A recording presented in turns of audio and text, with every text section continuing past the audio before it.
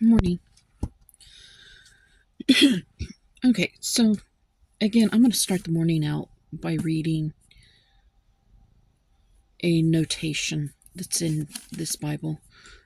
I usually do not, but like I said, there are a couple of times that they're very applicable to where we're at today. And what we're getting ready to walk into is chapter 8. It says, "Do not forget the Lord." I'm a little late getting started on this morning. Sorry about that. I overslept, primarily because I underslept. It's a weirdness. So let's just go with this. Is it better spiritually to be poor than to be rich? And this actually goes back and refers to chapter 8. But it's this notation, and I'm going to go ahead and read it now so that you have some sort of an indication as to what we're about to read. It is possible to be greedy or generous whether you are rich or poor. It is possible, wealthy or poor, to remember or to forget God. Whether rich or poor, what matters is whom or what you love. As Moses warns, the rich are in great danger of relying on their wealth rather than relying on their God. Wealth tempts them to forget God and to think that they have achieved prosperity by their own abilities and efforts. Our possessions can possess us. Sometimes it seems there is too much to give up, but we should be aware of wanting more and more of what we have enough of already. If what we own possesses us, it may be very difficult to enter God's kingdom. So what can we do? This again is what I was talking about. A variety of idols. Whatever you value more than you value God. And you may not even realize it. But if you value the things that you have in your home or your safety and security and all of these things, if you value them more than God, they've become an idol before God. Now, this says, so what can we do? This is actually to everyone. Most of us today have to start by living on what we have rather than borrowing against the future. Perhaps we need to cut up the credit cards. In addition, we can give away more of our money and things and more of ourselves to those in need. Breaking the hold that money and things can have on us will give us greater freedom to do God's will in the world. We each are to decide what to give, whether a tithe of our income, 10%, or a different amount. We can live with fewer of the clothes and the grown-up toys the advertisers tell us we have to have. Are our lives more about our money and things than about the Lord, what He values, and the advance of His kingdom? It's a question worth considering from time to time. Okay. I'm not telling anybody that you have to live within your means. Not going to do that. Once again, I truly do believe, and I live at a level that we should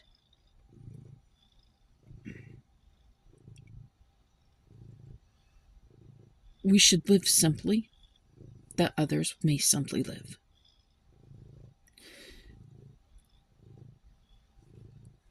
The whole thing of billionaires and multi-billionaires, it's wrong. It wasn't in God's plan. It was never what was supposed to be. The entire idea, and you see it in the community, and you will see it again later in the New Testament when Jesus sent out the apostles. The entire idea was to live simply so that others could simply live. The entire idea was for the community to share among each other and each to lift up the other, so that if there was poor, if there was widowed, if there was, less fortunate, the church and the community were working together to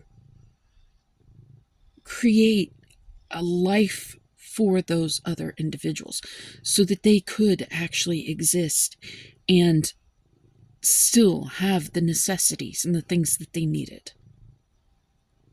It was supposed to be shared. The wealth was supposed to be shared. The tithes, all of it, were supposed to be given so that way all things could be worked together to take care of all those in need. And again, here today we have the rich not paying their part. They're not paying their taxes the way that they should. They're giving, but they're not giving the way that they should. And now we have multi-billionaires telling us, oh, well, you guys, you all need to live within your means so that the rest of the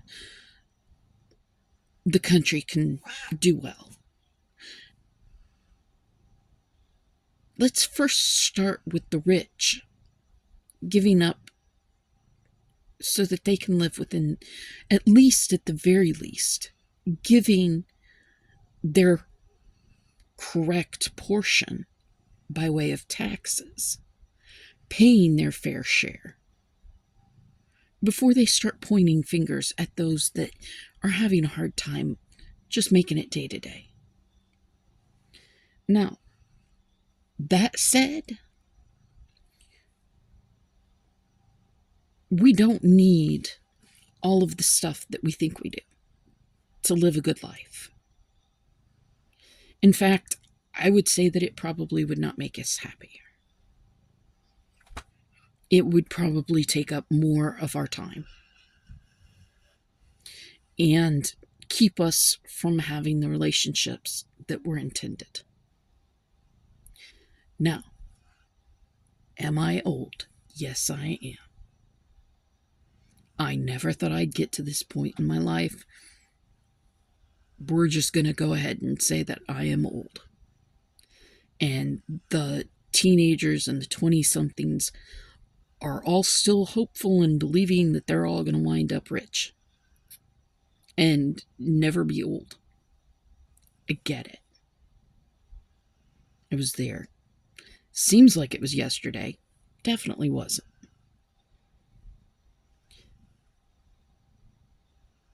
But the reality is we do need to plan for the future. And not just for our future. People that are against this whole idea of social programs, you're gonna find that the origin of social programs started in the Old Testament. The entire idea of taking care of your neighbor, taking care of your family, your brother, your sister, your cousins, your neighbor next door, all of it. It all began in the Old Testament. And while I have said over and over again, we don't live in the Old Testament, we live in the New. The Old Testament is an arrow. It's a guide, a map, pointing to that New Testament. We will also find that in the New Testament,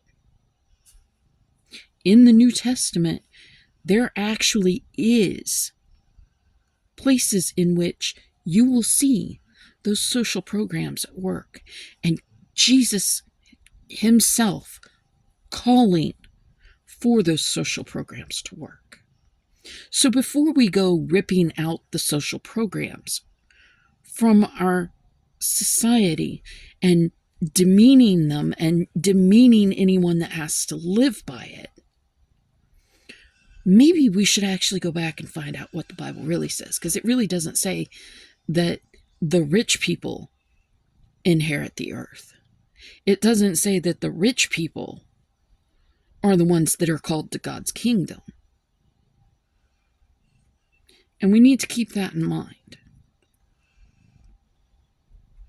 We need to really think about that. It needs to be something that we sit and meditate on, so that way we are actually working towards taking care of everyone.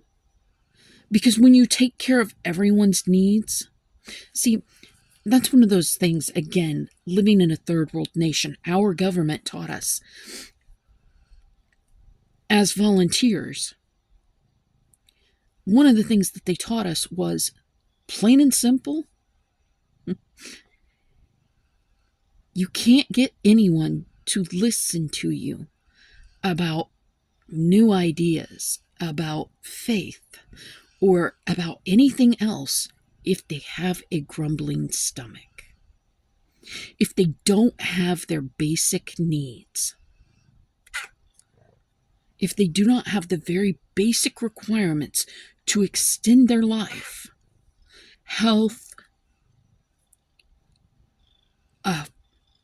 a roof over their heads, food in their stomachs, if they don't have the very basic water, clean water, if they don't have those things, it becomes very hard to get them to begin to use an imagination. It begins to become on how to get a pump from the river to their village so that they have clean water.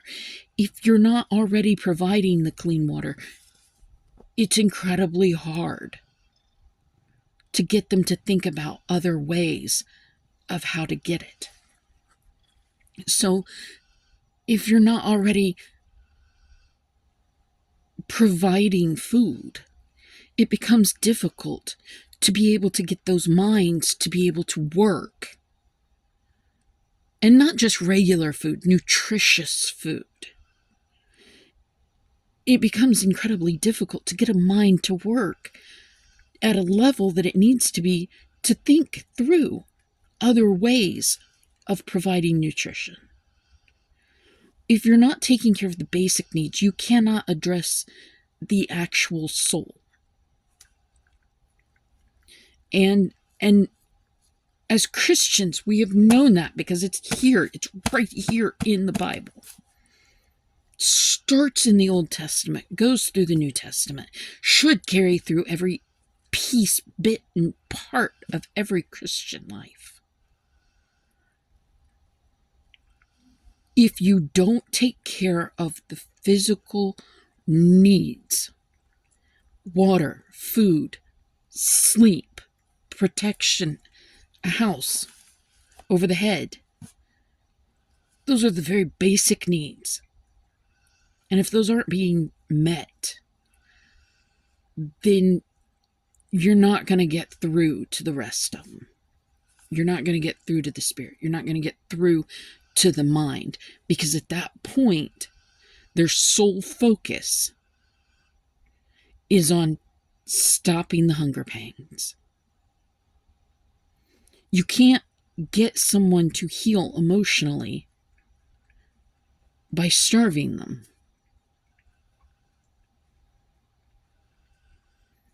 So we need to understand that as Christians and as Americans. Ripping social programs apart, God was the designer of social programs. And having an individual that is worth multi-billions of dollars telling people, well, you need to live within your means, that's not going to help. The only thing that's going to do is make people more angry and divisive. And what needs to be done is people need to be brought together. We need to stop being divided. And it is no one party's fault. Are there other parties that are more to blame? Yes. Lying, cheating on your taxes, cheating on organizations, stealing, electing convicted felons,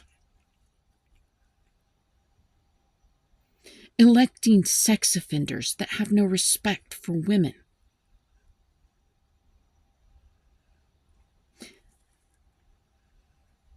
That shows a complete and total disrespect for America and for God.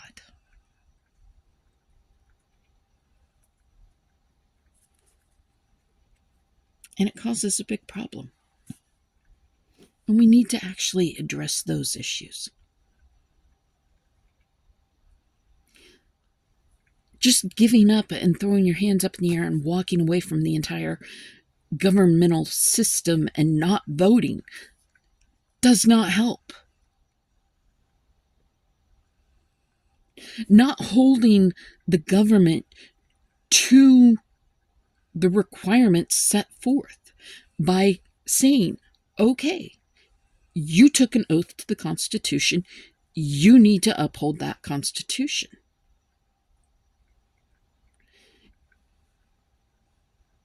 So we cannot actually allow this individual into our presidency because this individual is an adjudicated insurrectionist. If we set these laws up, then we should live by these laws. So, once again, it goes back to, are they more important than God?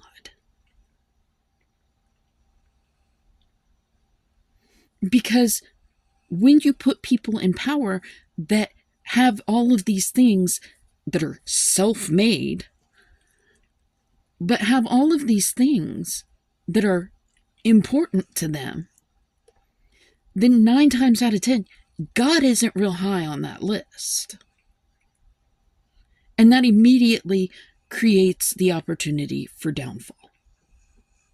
Because when God's not high on that list, a lot of times you'll find that the social programs aren't high on that list. Taking care of others, making sure that everybody has what they need to live. They're not going to be high on their list of things to do. Do not forget the Lord. Be careful to follow every command I am giving you today, so that you may live and increase and may enter and possess the land that the Lord promised on oath to your forefathers. Remember how the Lord your God led you all the way in the desert these 40 years, to humble you and to test you in order to know what was in your heart, whether or not you would keep his commands. He humbled you, causing you to hunger, and then feeding you with manna, which neither you nor your fathers had known, to teach you that man does not live on bread alone, but on every word that comes from the mouth of the Lord. Your clothes did not wear out, and your feet did not swell during these 40 years.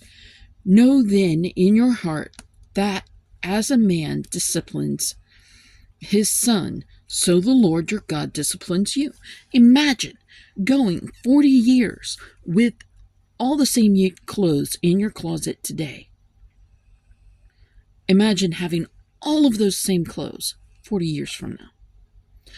I know I'm constantly repairing my clothes. I'm constantly sewing up holes here and there. Primarily because I use bleach for everything. But these people were pounding their clothes on rocks and hand washing. And I can tell you, hand washing, that will wear some clothes out quick.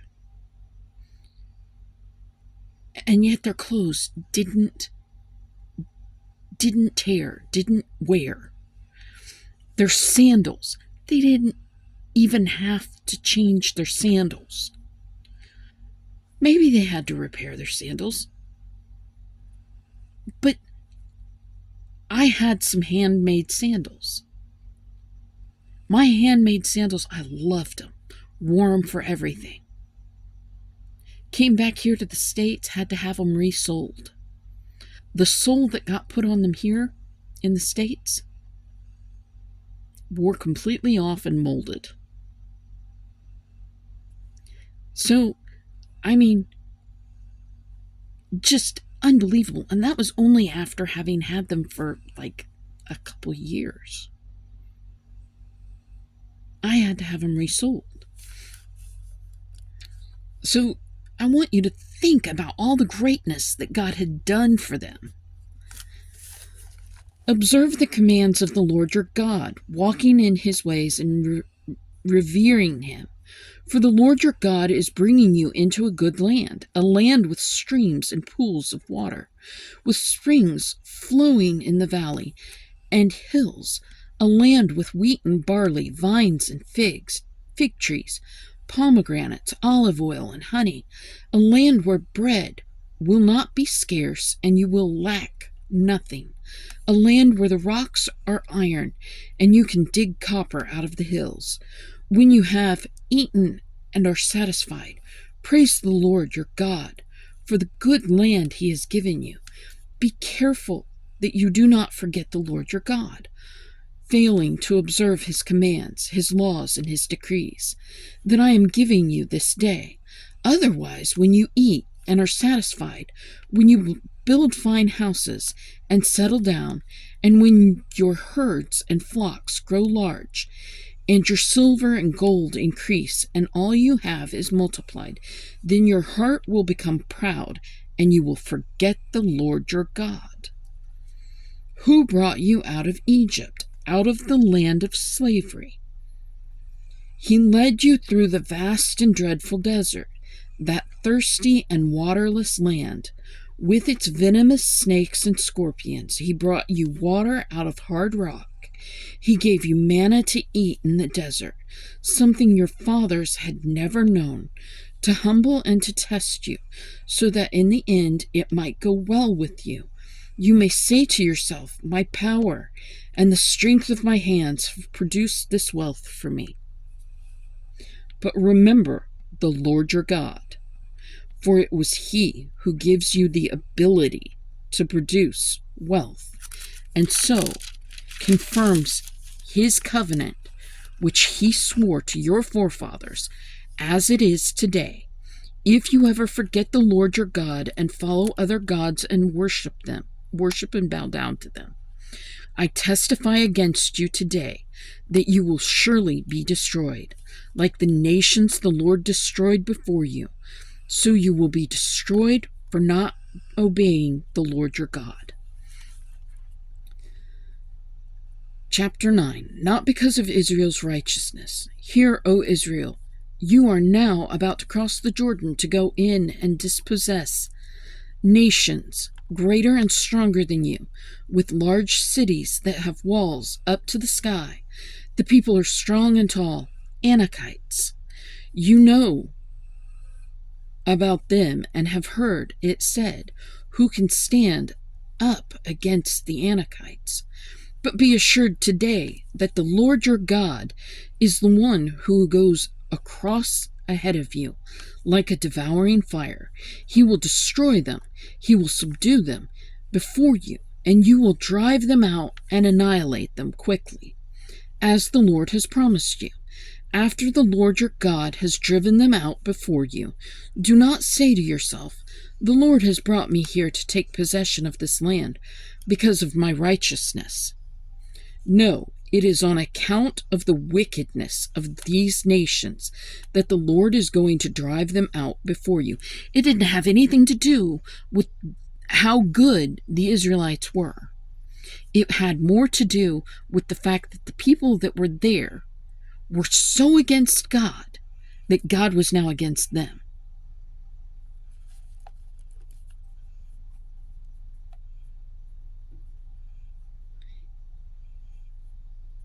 it is not because of your righteousness or your integrity that you are going in to take possession of their land, but on account of the wickedness of these nations. The Lord your God will drive them out before you to accomplish what he swore to your fathers, to Abraham, Isaac, and Jacob. Understand then that it is not because of your righteousness that the Lord your God is giving you this good land to possess. For you are a stiff-necked people. Think of all the times that God punished them while they wandered through the desert. Think about why they were wandering the desert. Think about the golden calf. Right before they even actually left Mount Sinai, could still see the presence of God at the top of Sinai. It wasn't because they were righteous.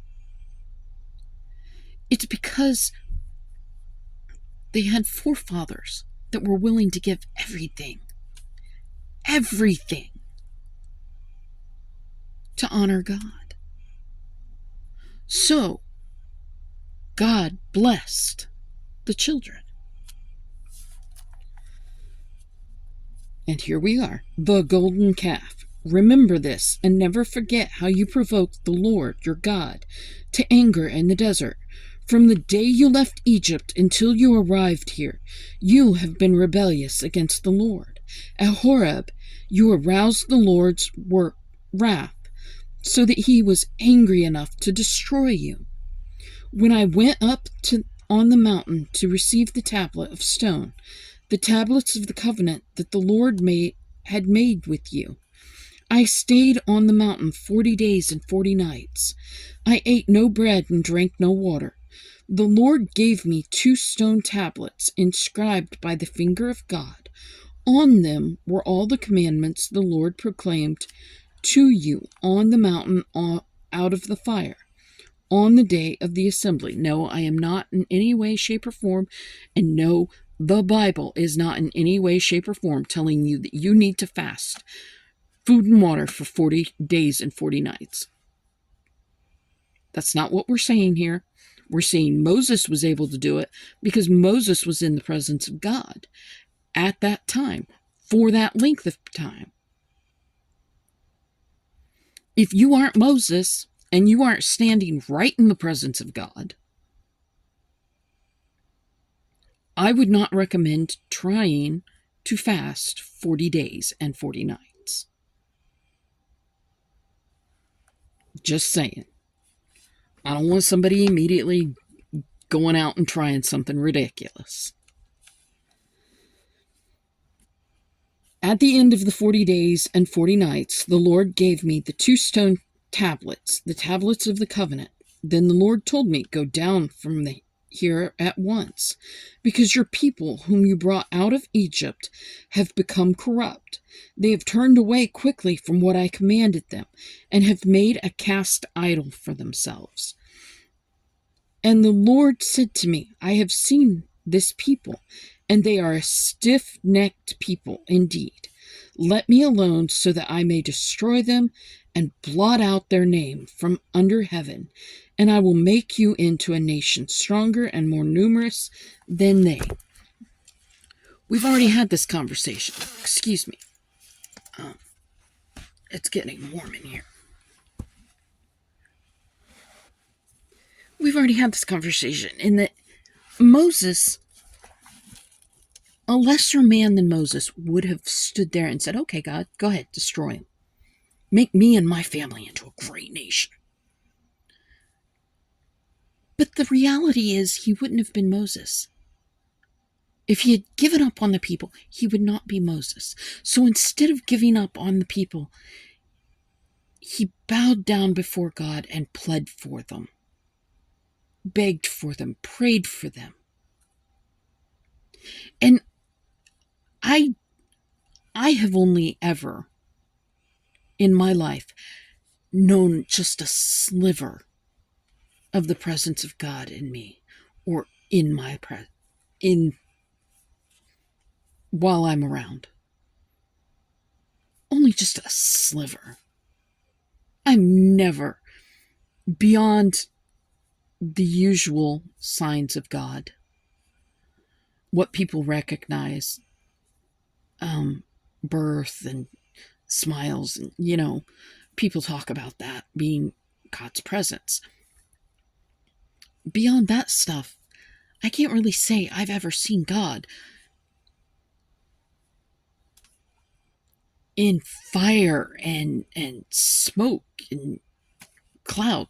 Not like the presence that these Israelites were seeing day and night. I mean, this is massive. And it was still only probably a sliver of God. And I have climbed some mountains now. I'm not saying I went up any kind of massive mountains in the country that I lived in. I climbed them. I've seen some amazing stuff, like a triple rainbow. I saw a storm that rolled across one village, leaving another village. And I saw it from a mountaintop, so the cloud formations were astounding. And I watched it just roll across one village and leave another village completely dry. There are scientific reasons for each and every one of those things. But in that moment, I can tell you I saw God. I saw it with awe and just amazement. And I felt blessed. And I can tell you that in just that moment of seeing those things, I did not in any way, shape, or form want to build a golden calf. Imagine how afraid these Israelites and hardened they had to be to do that.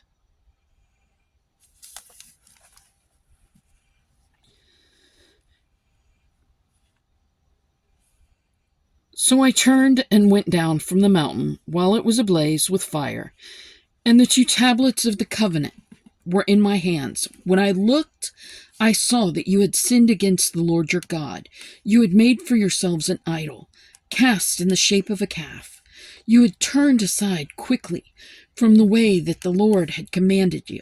So I took the 2 tablets and threw them out of my hands, breaking them to pieces before your eyes. These were written by God. You would think that there would be a little bit more, can't think of the word right now. I'll think of it later. But you would think that he would see a little more importance in that and wouldn't just in anger throw them. He wound up having to write them out by hand, carve them in more stone. It took a while. I imagine he was very glad there were only 10 commandments. Then once again I fell prostrate before the Lord. For 40 days and 40 nights I ate no bread and drank no water, because of all the sin you had committed, doing what was evil in the Lord's sight, and so provoking him to anger. I feared the anger and wrath of the Lord, for he was angry enough with you to destroy you. But again the Lord listened to me. And the Lord was angry enough with Aaron to destroy him. But at that time I prayed for Aaron too. Also I took the sinful thing of yours, the calf you had made, and burned it in the fire. Then I crushed it and ground it to powder, as fine as dust, and threw the dust into a stream that flowed down the mountain.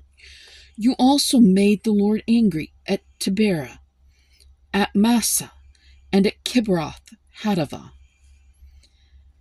And when the Lord sent you out from Kadesh Barnea, he said, "Go up and take possession of the land I have given you."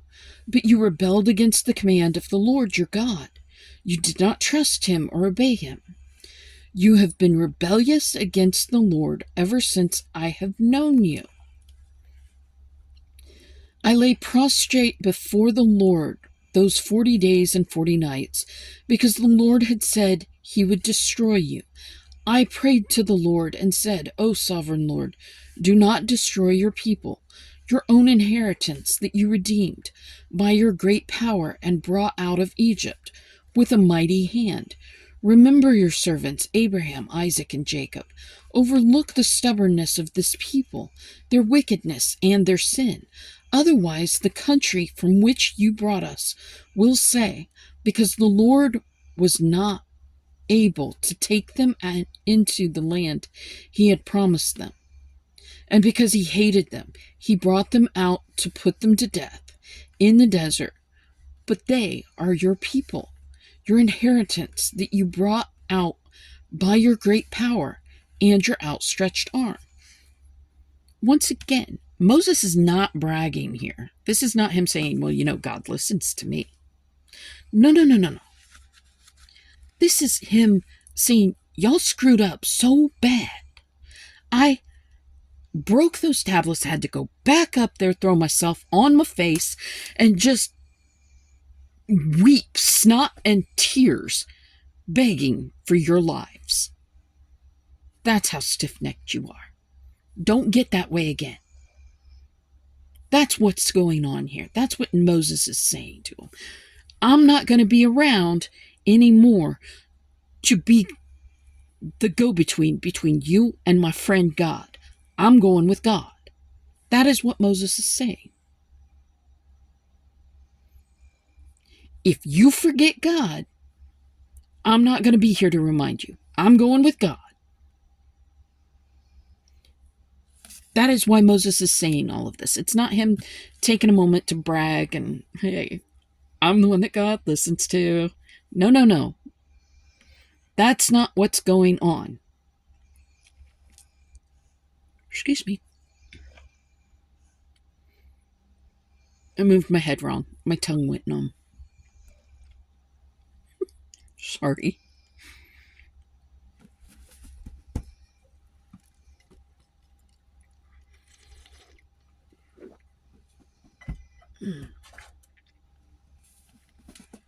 Yeah, okay. But that's not what Moses is getting at here. Moses is getting at the fact that you really, really got to remember God. You people are not going to have me here to go down on my face for you. And that's what prostrate means. It means you, and I've been there too, before my God, yes. And it is not a fun place to be. But you are face down, just with your own spit and snot and tears and everything all up in your face and in your hair. And I'm telling you, it's not a fun place to be, but it is a glorious place to be. Because in those moments, you really truly feel in the presence of God. And Moses is saying, you're not going to have me to do this for you again. Don't make the mistake again.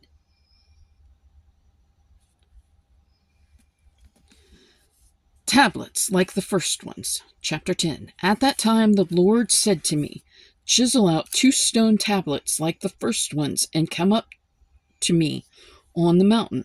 Also, make a wooden chest. I will write on the tablets the words that were on the first tablets, which you broke. Then you are to put them in the chest.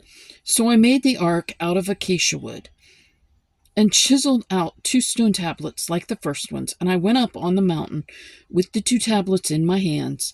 The Lord wrote on these tablets what he had written before, the 10 commandments he had proclaimed to you on the mountain out of the fire, on the day of the assembly. And the Lord gave them to me.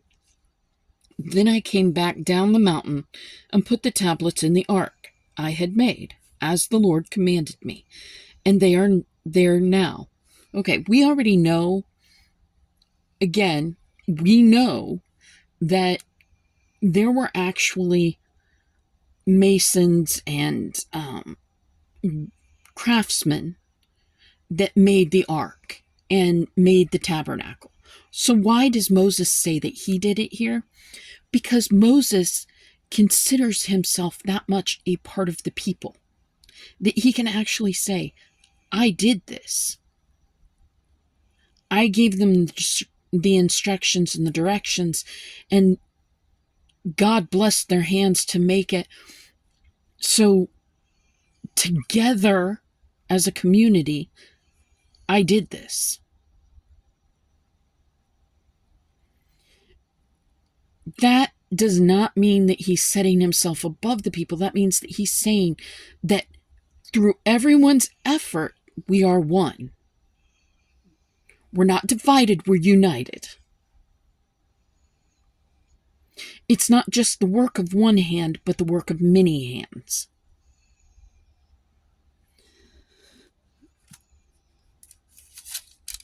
And, sorry, my older Bibles, again, different versions of the Bible have some different translations. This is one of the newer translations. The older translations, it says that Moses had to chisel the stones out. And in that manner, it was believed that Moses had chiseled out the 10 Commandments the second time. So that was in the old translations. That was how I learned it originally. That's how I read it several years. Like I said, I came to God, I was like 21 when I was saved and baptized into a church. And there are new translations. This is, again, and they're continually growing, because we're continually finding, okay, we might have mistranslated that area. Okay, now we have more of a connection between the nations of the world. We're actually able to work on the translations and know what was meant during that time of archaic languages. So, again, how I learned it was that Moses had hand chiseled the 10 Commandments. Here it's saying that due to that translation, he chiseled out the stones, took the stones up. God wrote the 10 Commandments out again. Those stones went into the ark. The ark was made by the people. Moses claimed it as his because he was that deeply involved with the people. He claimed the people as his before God. So their sins became his sins. Their successes became Moses' successes. The Israelites traveled from the wells of the Jachanites to Moserah. Then Aaron died and was buried, and Eleazar, his son, succeeded him as priest. From there, they traveled to Gudgoda, Gudgodah,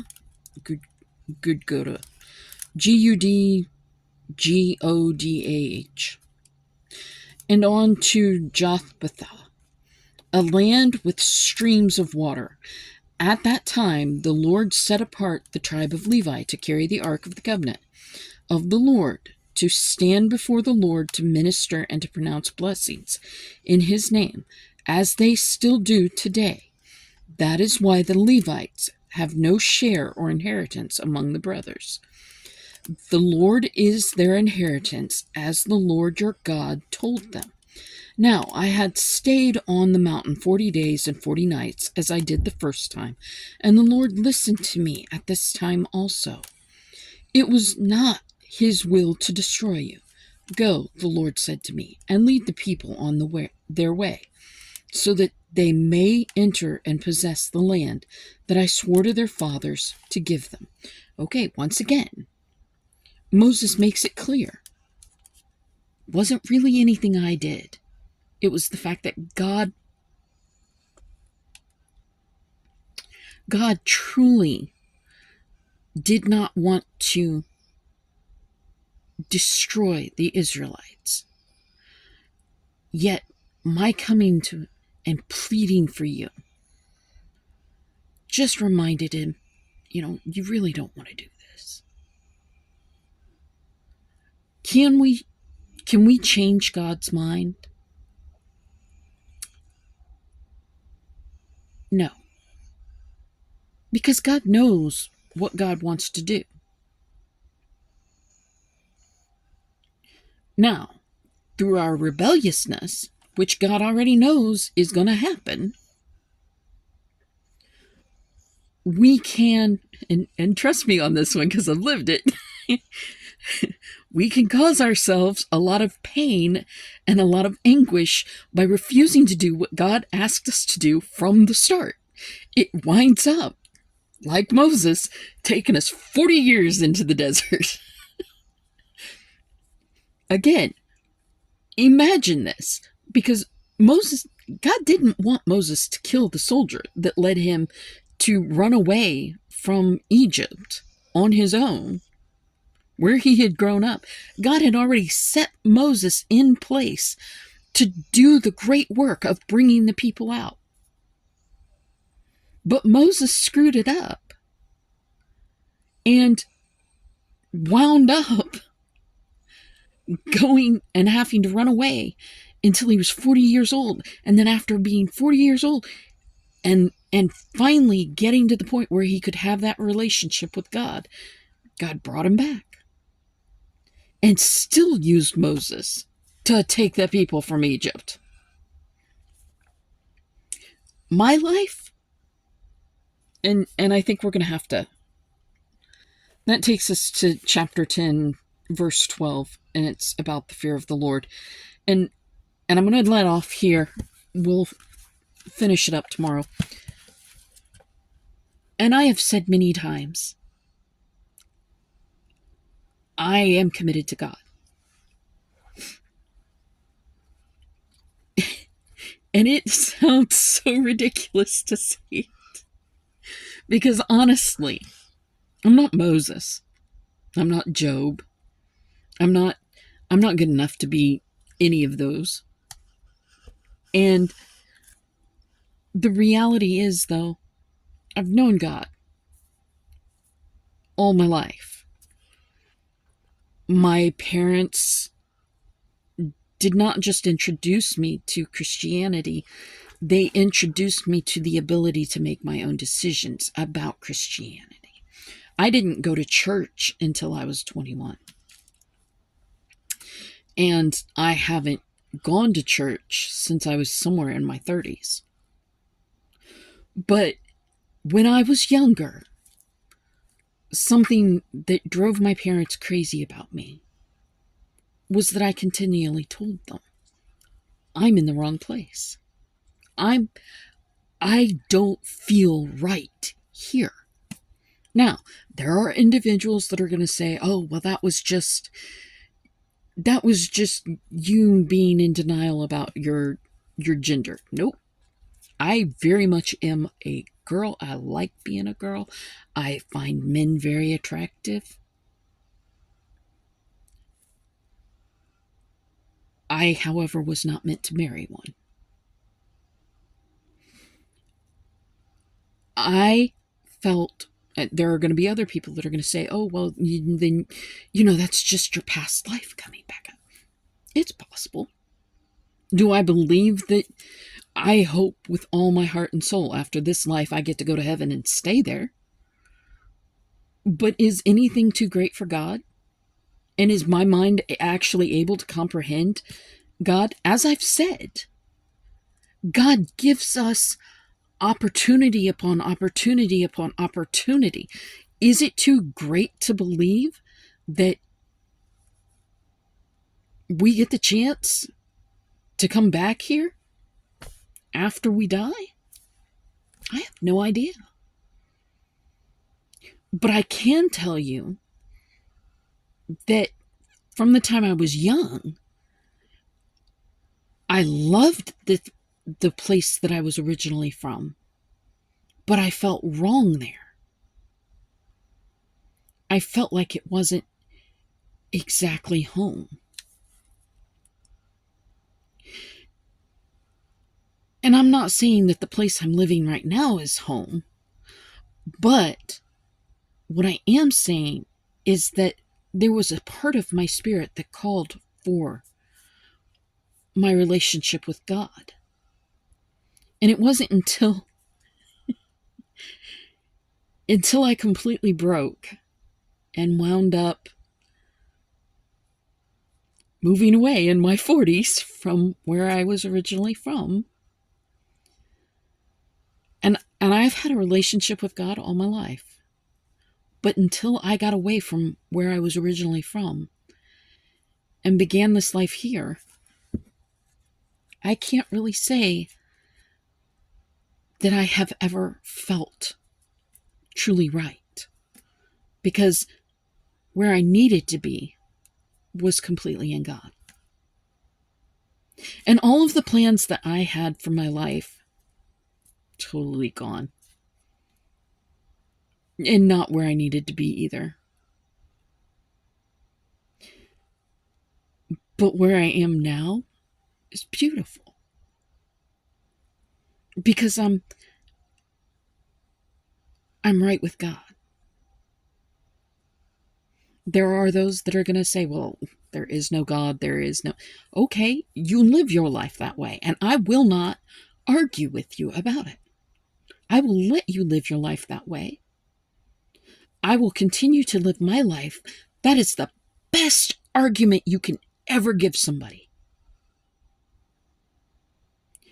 You can scream and yell until you are blue in the face arguing with an individual about whether there's a God, whether there's not a God. You can give them all of the scientific evidence and show them everything in the Bible, and they still won't believe. And yet, if you live your life according to the way that God gives you to live it, they can't argue with it. They can see it and they're like, wow.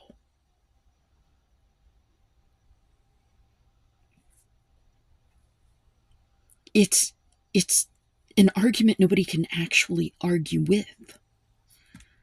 They can see your life and they can see the blessings, and they can see how you deal with the struggles, and they can look at it and go, that's an impressive person. I can believe that they might be blessed. I can believe that there might be a God, because look at how they handle it.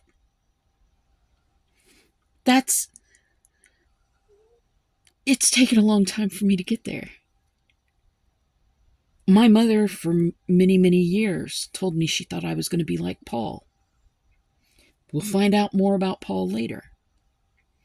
I argued with her. No, I'm not going to be like that. No, I'm not a missionary. No, I'm not going to. Here I am, feeling more complete than ever.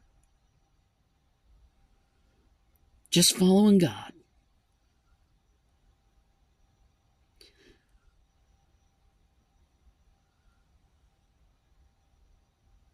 Even before you really know God, something within you knows God. And if you listen,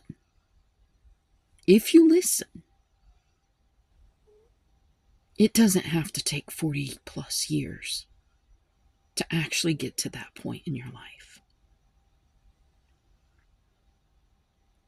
And you don't have to have mountains of riches. You don't have to have... I would love to be able to travel the world. I would love to have a farm with every kind of animal you could imagine. I would love to be able to shear my own sheep and llama. But I don't need those things. They're beautiful aspirations. They're what I had from the time I was young. I worked on an exotic animal farm when I was a kid. probably 25, 30 years, off and on. I was out at that exotic animal farm. It was a great aspiration and a wonderful way of learning things.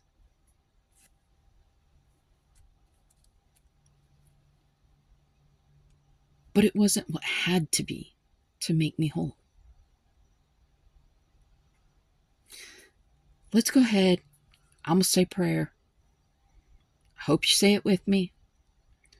And then we're going to go on about our day. God, my holy, loving Jesus, lover of my soul, friend of my spirit, give us discernment in this day. Let us offer this day back to you. Let it be blessed with your holy heavenly presence in each and every moment of every day. Guide us with your truth and your love. And God, let our minds become your mind, that we might continually love others as you love them. That we might continually think of others as you think of them. And that what you would have us dwell upon are the thoughts that we dwell on. Let our eyes become your eyes, that we might continually see others as you see them. Let our ears become your ears, that we might continually hear those words of truth, God, so that we might always know which direction to follow. Let our mouths become your mouth, that we would continually lift our voices in praise and honor and glory to you. And let our tongues drip with your truth, so that we're unable to speak anything false. Let our hands become your hands, that they would be always about your kingdom, working to build and grow your kingdom, Lord God. That we would give to those that need, help those that are helpless, feed the hungry, clothe the poor, house the homeless. Let our feet become your feet, that they would be continually on your path of righteousness, so that when others follow us, they would be following you, God. Let our hearts become your heart, that we might continually love others as you love them, and that what breaks your heart, God, would break ours. And God, let your spirit become our spirit, that we might have a spirit of discernment, to know which way to turn, to know who we should be in you. Guide us, protect us, keep us. Let us follow after you in all things, Lord God. We ask it in your holiest, mightiest, most glorious name, Jesus, and we say amen. It's really long. I'm sorry. Have a great day, and be kind to yourself and others.